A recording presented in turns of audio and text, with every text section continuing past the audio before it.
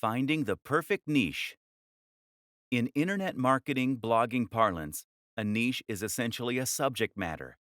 This is the topic that you will be writing about, and in turn, the industry that you'll be promoting. In the vast majority of cases, affiliate marketing will involve creating content in some form or other.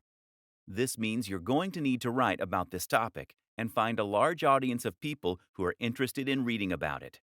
But at the same time, this will also define the type of product you're selling.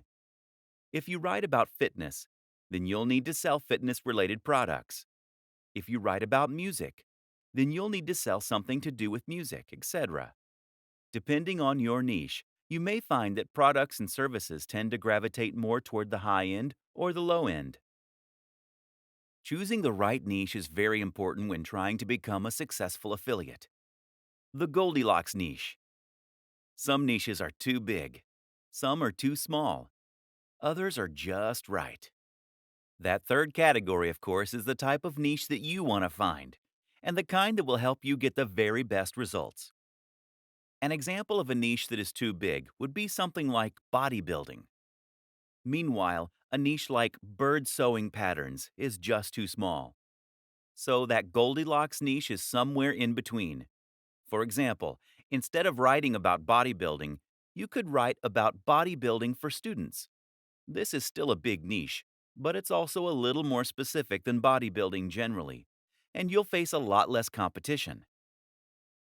More considerations when choosing your niche. When choosing your niche, another thing to consider is the value proposition and the emotional hook.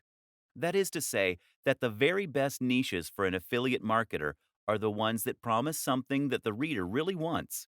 Bodybuilding is a great niche in this regard because it promises to help people get into shape. This is something that many of us will have a strong emotional reaction to. We all want to be stronger, fitter, and more defined. And we believe that we'll be more attractive, more confident, and happier as a result. Buying an ebook on fitness seems like a great first step to becoming hot and sexy, and thus we're very happy to spend $30, $50, or $100. Now compare this to the cat niche.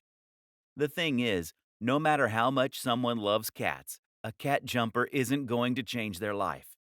That means you can't charge much more than $5 or $10 for it.